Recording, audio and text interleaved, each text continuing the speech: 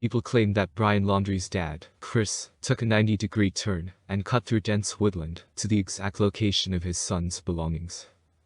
Partial remains, a notebook, and a dry bag were discovered on October 21st in the Florida wilderness, bringing the manhunt for the 23-year-old fugitive to an end. However, many are suspicious and convinced that Brian is still alive.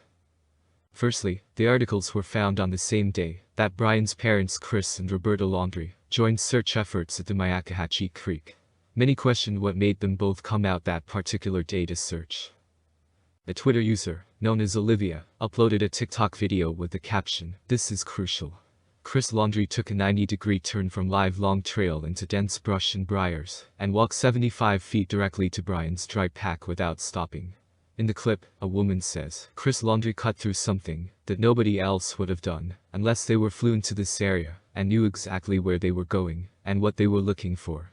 A man adds, he came exactly where the dry bag was, and where the major remains were found.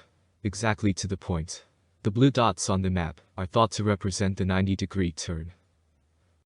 Chris Laundrie cut through something that nobody else would have done unless they were fluent to this area and knew exactly where they were going and what they were looking for. And he came out exactly where the dry bag was and where the major remains were found. Exactly to the point.